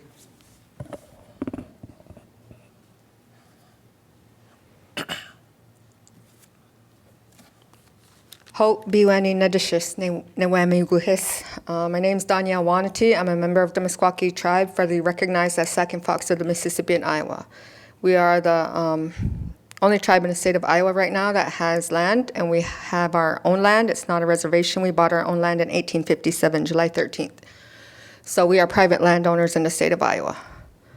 I got involved when Christine tried to get me to submit an application for this TRC council. But I support everything that you guys are all doing, and I've still been involved ever since the beginning, trying to help Annie and everybody else. And I see there is a need in this community. And the reason why I'm stepping up and stepping forward is because, and want to help, is because I think of the youth and the children. We have to nurture their identities within every one of them, no matter what race they are, nationality, or what religion they believe. And we have to consider how we act within these communities. And I see a lot of pain and stuff that needs to be healed. I've also went to where they're building Cop City, and I see a lot of trauma and a lot of hurt still out there. And I was born in Iowa City, so I kind of have a connection to this place. And I'm very proud, and I support you guys of what you guys are doing, because it's not easy work. I mean, trust me, it's not. And this next step we're going to do, the truth and healing process, is going to be difficult, but we're taught, well, I was taught by my father that if you agree to help people, you have to help everyone. You can't pick and choose who you want to help. So I'm here available to help you guys and start educating people within this community, because I see too much hatred in this community. And how I noticed it is when the police officers wear body cams, and it's not for our protection, it's because there's a distrust between the community and the law enforcement, and that's not right. And so we have to start this process of trying to fix it, and it's going to be difficult, and it's going to be hard, and there's going to be a lot of emotions and traumas being brought up. But that's okay, because a rising tide raises all ships, and we're going to do this together. In my culture, when we talk to elders and people that we respect, we're generally not supposed to look at them in the eyes like that. So that's how come I'm not looking at you in the eyes like that. So that way I can get out what I'm saying without being too emotional, because I think of all the children, not just the ones in elementary school and what they face, usually around Thanksgiving and other holidays, that doesn't remember that we are people too. And I also think of our other brown brothers and sisters and black brothers and sisters and what they've gone through. But we also have to remember that white people are indigenous from somewhere. It's most likely Europe, but we also have to remember that we're all indigenous from somewhere. And we all have to work together for this community. It's a great community. I mean, I love it here. And that's what we have to work towards. And I'm here to help you guys, and I'm available. I don't know how much, what more I could do, but I believe in this. I have nieces and nephews who go to college here at University of Iowa. And to still see what they're facing in 2023, some of these youth, and what they possibly could face, my grandchildren, because both my parents graduated from University of Iowa. They're alumni from here. So I understand how diverse this community could be and how much it could progress. My dad also did the rededication ceremony when they transferred the Iowa State Capitol from here to Des Moines. So this community does have a special place for us. And when I was in Tama, I met a person from Cedar Rapids who was a 5th grade teacher who said they didn't even know that there was natives still living in the state of Iowa. She told her students that we were all gone. But yet there's the Meskwaki Casino and Hotel, which everybody seems to know in the state of Iowa, and no, we're not dead. So that's something that I would like to educate the community, not just for natives, but for everyone else, because we were all living here prior to this becoming a state. So, and we knew no boundaries then. So now we have to overstep those boundaries that everybody put up for us and start working together. And I have faith in you guys. Thank you guys for being here. It takes a lot of time and energy, and I appreciate every single one of you. And let's get started. And I believe in you guys. Thank you. Jage Nagmenagwe. Thank Hi. you. Thank you. Thank you. Okay, I want to also, again, say thank you so much, and then just open up if there's any discussion or comments from fellow commissioners. I also do want to be mindful of the time as well. I feel like I should say something since I've sort of rounded these wonderful folks up. I'm just so grateful that you're here, and it's a real honor that you have taken on this task. And it's nice to have other Natives come to this community to do this work because, I'm not a healer. I'm more of probably a warrior. Yeah. So, we need folks with that background, and, honestly, we just don't really have that here in Iowa City. So I'm so happy that Annie and Angie and V understood that we needed to have, Indigenous peoples doing these circles, because if we're going to do Indigenous, practices for healing, that they probably should be done by Indigenous people. And I'm really glad that you've worked out a great relationship to make that happen. So I'm really looking forward to this because honestly, I'm even going to be a little selfish about it and say it's going to be really helpful for me too. It's going to be, I think, good for everybody. Commissioner Johnson, I just would like to thank you as well for your words, and I look forward to working with you as well. Everything I agree with that, everything you were saying, and it is needed. We do need more warriors, and I'm all about it. So I look forward to learning more from you. Thank you.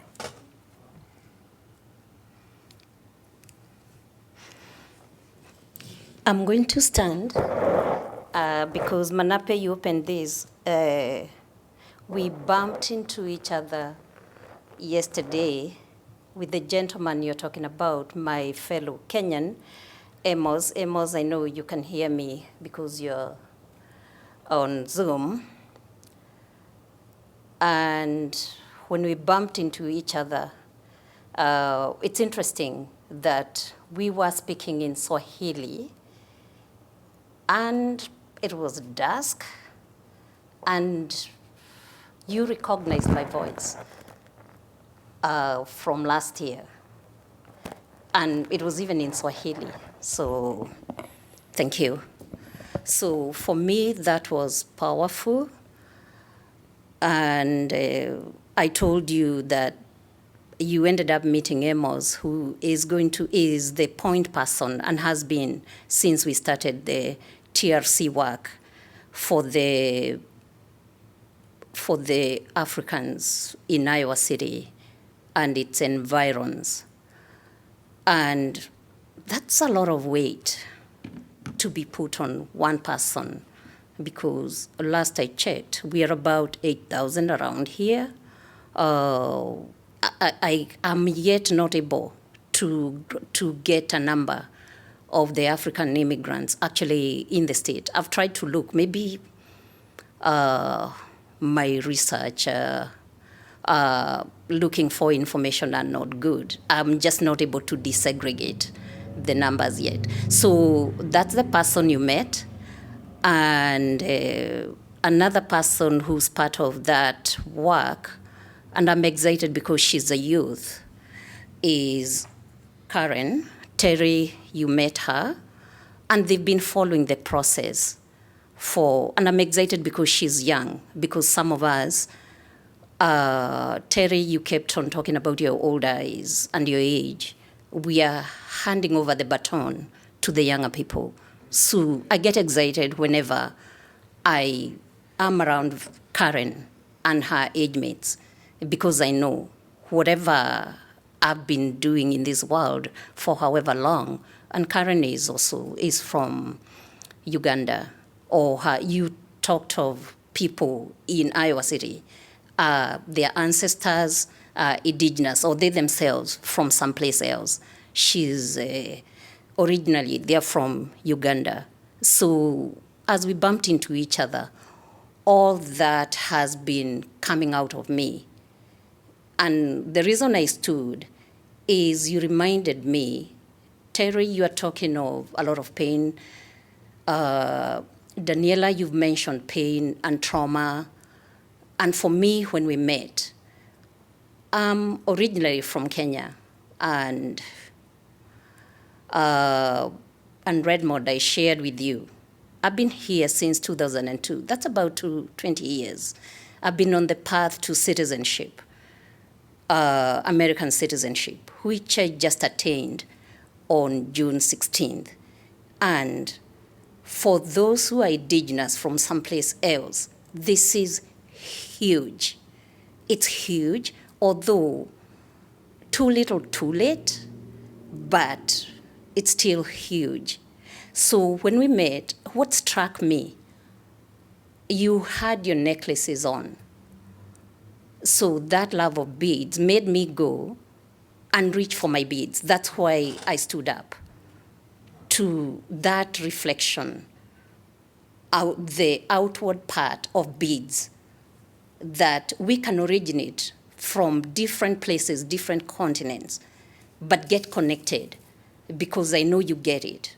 Whatever feelings come out of you when you see beads. And so that, and then something else, that was the happy part, the beads part of it, and my wearing them today.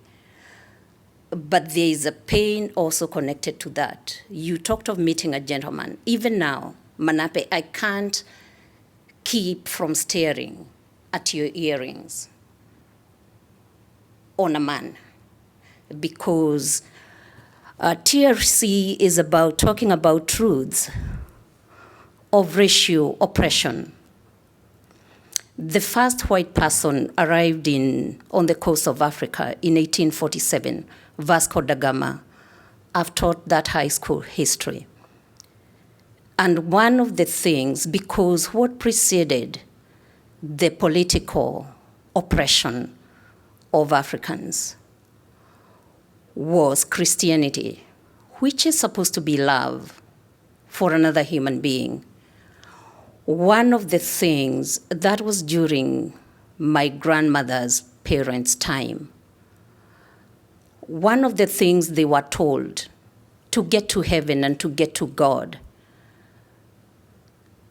they had to get rid of some primitive, backward, heathen things. One of them was men wearing earrings. So right now, earrings on men are coming back in some parts of Africa and on my countrymen. I kept looking at your earrings and kept looking at Amos, who is a Kenyan man.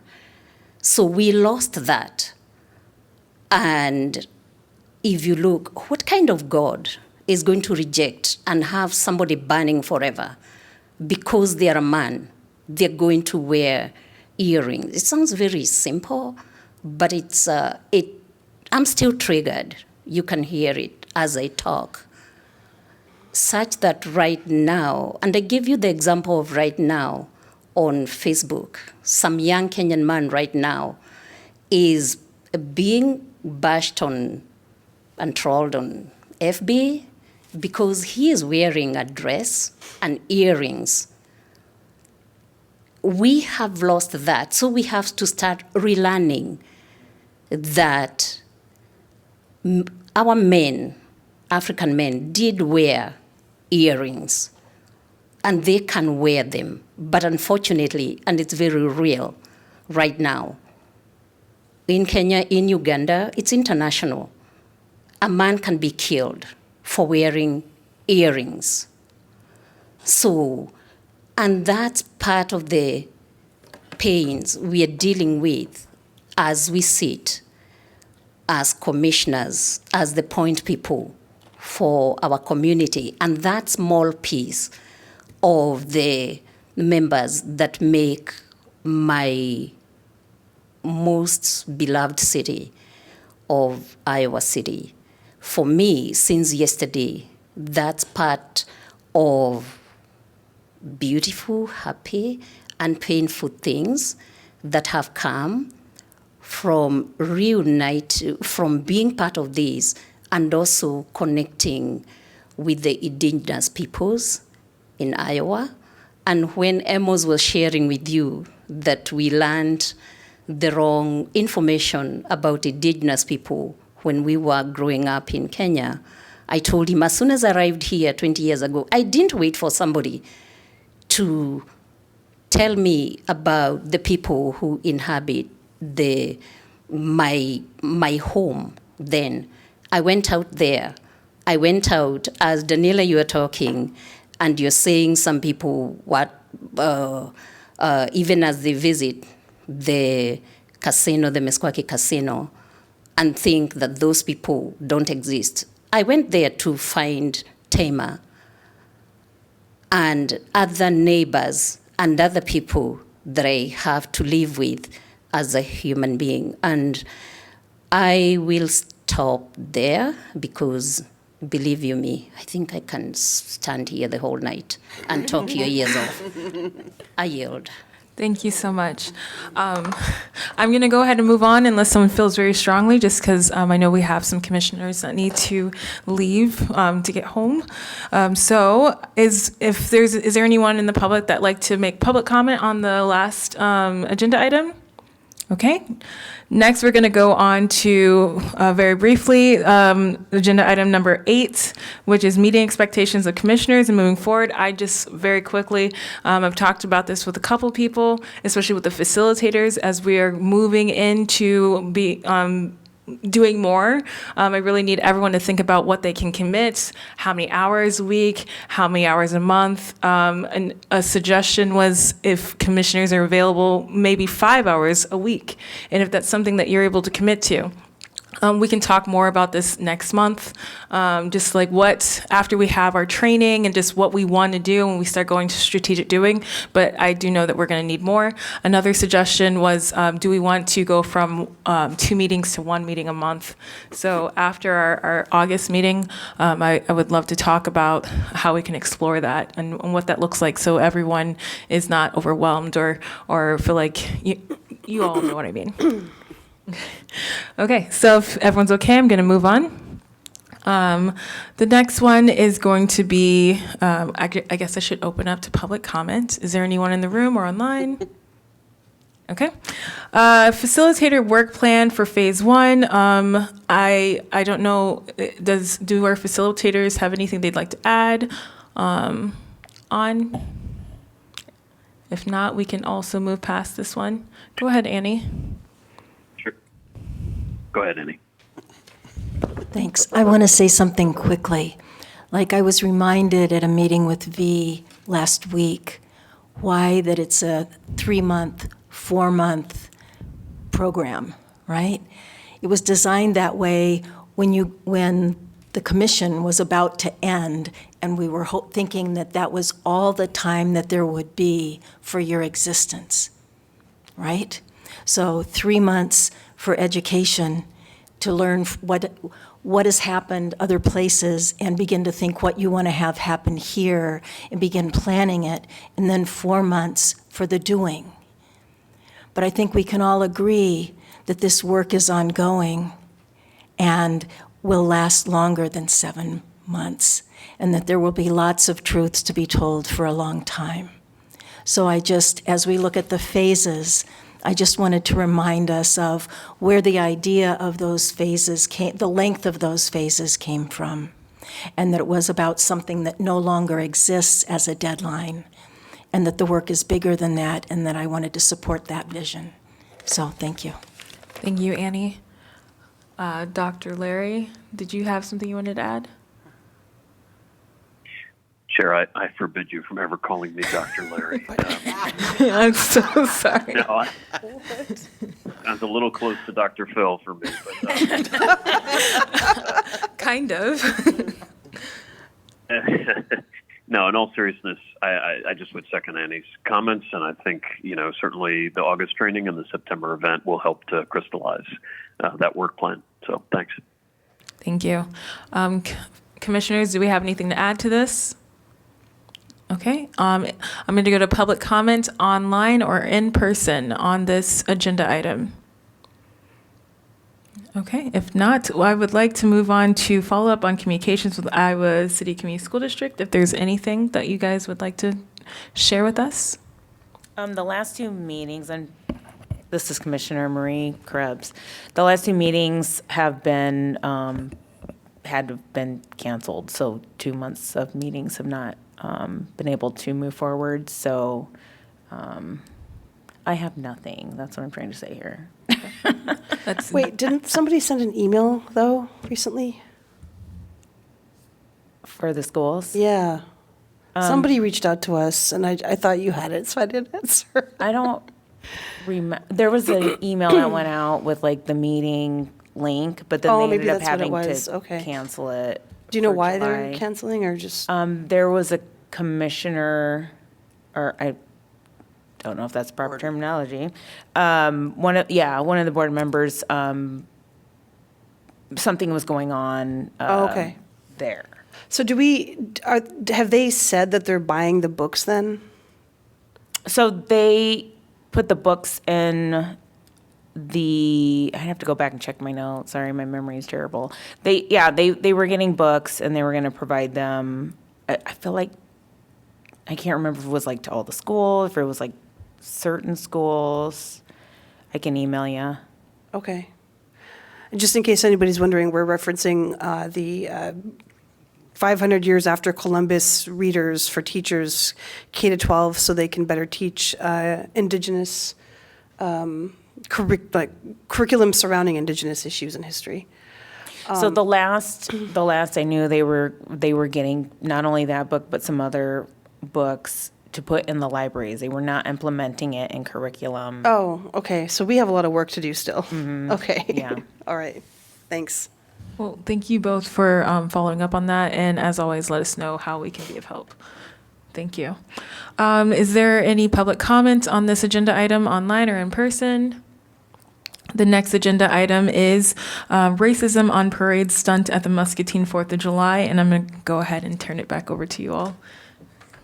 Yeah, I didn't know this was going to be on here today. Was that you, Marie, that got it on here? No, they. Oh, that was you guys? That Okay. was TRC. Thank you. Well, I'm happy to say that Johnson County made a statement it was that morning that I went to pick up the proclamation for the missing and murdered Indigenous women's crisis that I asked them if they would make a statement about what had happened in Muscatine, and they kind of were struck. I think they were kind of like, oh, okay, but I was like, no, really. Can you do something? Can you, put your money where your mouth is, essentially, and like do something? So they did make a statement, which was great. It would be nice to see other people make statements, like the City of Iowa City, even, if the Truth and Reconciliation Commission wants to, we can as well. But in terms of updates on what's happening with that issue, it has been very difficult to work with the mayor afterwards. At first, he seemed very interested and sincere to take steps moving forward, and then really backpedaled a lot. I think that his privilege was showing, and so it's one of these situations where he says he's not racist, and but that's not the point, right? The point is to move forward and make sure something like this doesn't happen again, and work towards truth and reconciliation, and create a better environment for people there entirely, and that means that we need to follow, go through this list of requests that we had put together, Great Plains Action Society, to make it better. So far, none of them have been responded to, and he's now hiding behind some group that just like popped up suddenly that we're worried about, but also there seems to be one or two Native people involved in this group. We're still, looking into it. We gotta, we hope that this doesn't become something where, because you're not local, you're not welcome to be a part of the process for healing. Because this was not a local event. Like, this was something that was went all over the place, and Indigenous peoples all over the country were very, very affected by it. And so we've sort of been pushed aside, if you will, by the Muscatine community, thinking that we are there for, I don't know, to cause harm or trouble. And meanwhile, it's the complete opposite. We're trying to work with them in a good way, which is what we had said very clearly. We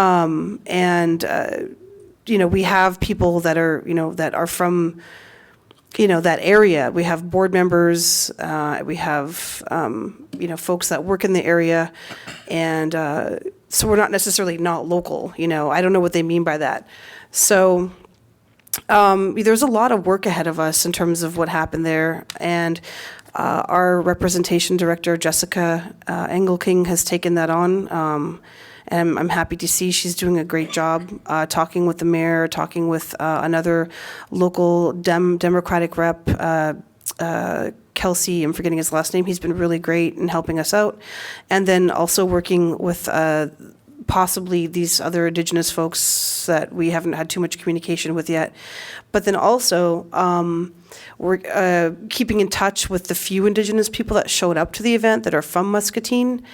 And we're very, upset about this, but then also, feeling rather nervous about getting up to talk, because Muscatine is actually well known for being quite a racist city.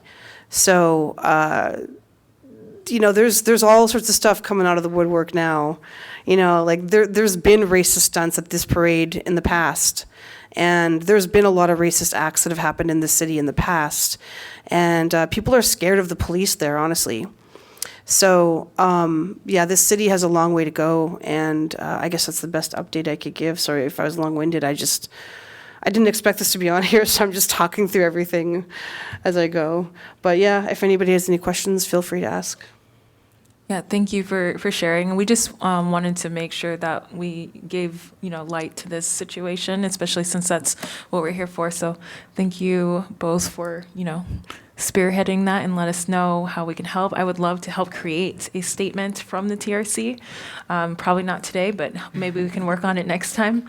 Or I know that's going to be in 2 weeks. I hope that would still be effective. Yeah, no, I mean, why not? I mean, it's like, this is not going away anytime soon. Like I said, it's kind of gone to a standstill, if I would say. And I mean, this is only 45 minutes away from us, you know? So it's not like we're not part of this community in a way, so. Yeah, my mom is from Muscatine, so she has stories she can tell, so. Yeah. Understand. Well, if there's no other thoughts, we will move forward. Is there any other thoughts on this? Great. So is there any public comment on this online or in person? Okay. Next, we're going to skip correspondence. I haven't had any correspondence in the last 2 weeks, and we'll go straight to commissioner announcements. First, Steph or Redmond, did you have anything you'd like to say? I don't have anything. Awesome, thank you. Any other announcements from commissioners? I have something to say. This is Marie. So I want that, I kind of want to follow up on the Acton Muscatine. That was a pretty rough week. So on the 4th of July, we had a situation where, I don't know if everyone's familiar, but someone in the parade, there was a white woman on a horse who had a woman dressed in like some cheap Walmart, you know, tokenized Indian costume, right? Literally, she's shackled, went through the whole parade. So that was pretty triggering. We went to Muscatine and we listened to women talk about their murdered and missing relatives. They shared their stories. They were heartbreaking. So on top of that, Secaucus was invited by the Johnson County supervisors into what should have been a safe space to accept a proclamation regarding the murdered and missing Indigenous relatives movement. And she was blindsided by a pretty horrific act of lateral violence. It was a rough week. So I want to speak on that. So she received the proclamation. Unfortunately, one of the supervisors thought that would be a good time to ask for this to be about all people, and some other unfortunate things were said. So I want to educate people. So the murdered and missing Indigenous relative movement is based on the complexity of the laws. Tribal nations are sovereign nations on this land. However, our federal government does not recognize that sometimes when it, suits their, well, anyways. So what people need to understand is that there are places where our women literally have no protection of the law. So there are places where if a woman is raped on tribal land, the federal government will not prosecute that because you're a sovereign nation. Also, sovereign nation, you cannot prosecute that crime. So there are no repercussions for what happens to these women. So this is not an all people item, okay? So that needs to be understood. And then due to the time, I won't even go into man camps and how that just really creates a problem, okay? So this is the equivalent of if I would come and say Juneteenth needs to be about all people. That doesn't make any sense. That's not about all people, right? So that was frustrating. So this is a good chance to highlight the problem of lateral violence, because it's a huge problem. I see it all the time, all of the time. According to the American Institute on Domestic Violence, lateral violence is a form of bullying and can often be called horizontal violence, which has been defined as organized, harmful behaviors that we do to each other collectively as part of an oppressed group within our families, within our organizations, and within our communities. This is internalized violence, okay? Pretty serious. What happened to Scouts, this is a perfect example of lateral violence, and how several hundred years of trauma and indoctrination has affected our communities. We can fight systems all day long. If we do not do the work to heal our dysfunction, our own dysfunctional ways that we've taken on, what are we doing? We're perpetuating the same thing with a different face. So if we're going to make change, we need to make change, and that starts within. When I watched that video, I was livid. I was so angry. But after spending all Friday night with a pretty bad headache, I kind of realized, like, what is my anger doing? But giving me a really bad headache, right? Now, my anger was completely valid. I believe that all feelings are valid. I personally think that the Johnson County supervisor who enacted this form of violence, I believe that they are also suffering. They've got something going on, right? Because your behaviors speak, your actions speak. So I thought of that too. What are they experiencing? What's going on within them, right? This is another person of color who I'm sure has experienced lots of trauma and lots of violence themselves. And their pain is also valid, of course. But we're responsible for our behaviors. All of us are responsible for our behaviors. And while all of our feelings are valid, what are we doing with that? How are we working with that so that we aren't perpetuating harm towards other people or even towards ourselves? So, what do we do? Healing the trauma. I feel like we've got the theme going on tonight, healing our trauma, processing our emotions. And it's difficult work. It's really hard. It's really hard to sit with yourself and hold yourself accountable. But that's exactly what we need to do. I have to do it with myself all the time. All the time. So we've all got to work on it, right? We've all been indoctrinated. What are we going to do with that? The other option is we don't work on it and we keep doing all this dysfunctional stuff and tearing each other down. So I recommend working on it. I really hope everyone can sit with these things. The choice belongs to us. We're all responsible for what we're doing. And I just hope that we choose to uplift our community and ourselves. I guess that's my message. Thank you. Thank you. I just wanted to say, I also want to stress what Stephanie said earlier. As you all know, we have 2 vacancies. The deadline, I believe Stephanie said, is this Tuesday.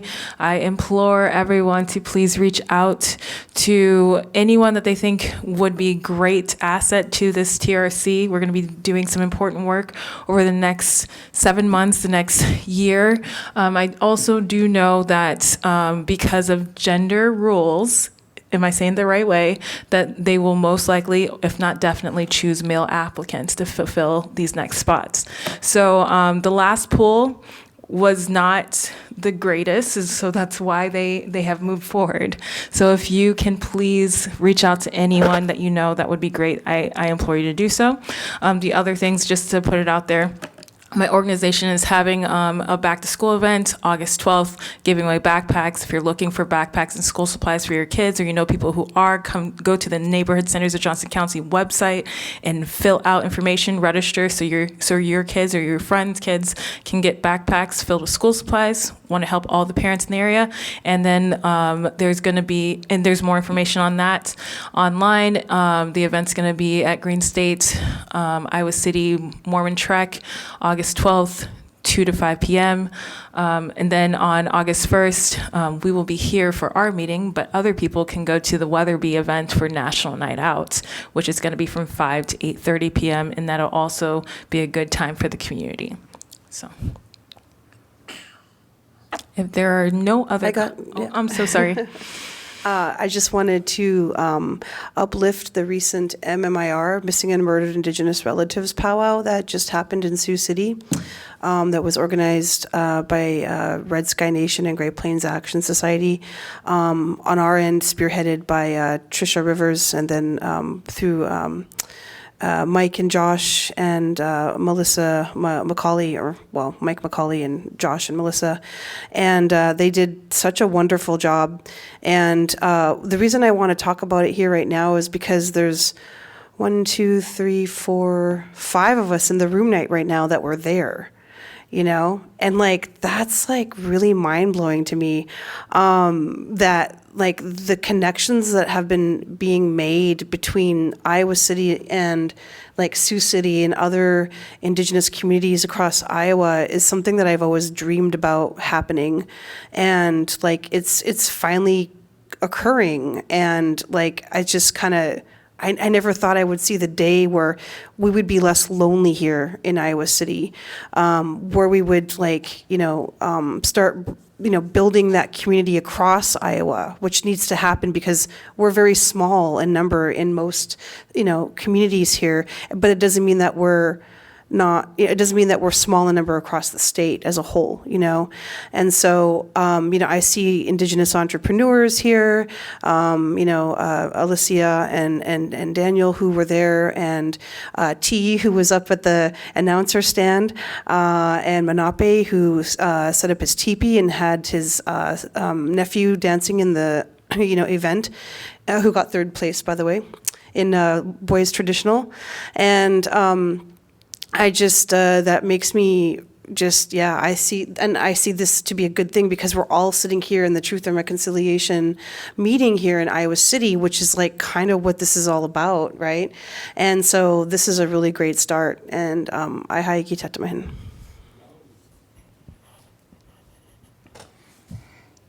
Only other thing I have is we have a boxing show that's going on this Saturday. It's the South District Boxing Showcase. So anybody wants to come out. I'm a little caught off guard. There's a lot of heavy stuff that just hit me and it's just kind of rolling through my head. But we have that show going on that's trying to bring the community together, just have a good time with boxing. So What time? This will be at 2 p.m. on Saturday at 391 Highland Avenue. All is welcome. We'll have food there from a food truck that's going to be stopping up by there, and we just want to try to highlight our South District. That's it. If there's no one, Yeah, I appreciate that. do you have something?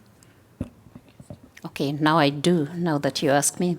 And it's just to thank the facilitators for everything you've presented to us tonight. Thank you. Okay, well, if there's no one else, I'd go ahead and I'd welcome a motion to adjourn. Second. I don't think, okay, it's fine. First. Yeah. Sorry. No, you're fine. Okay, thank you. Thank you.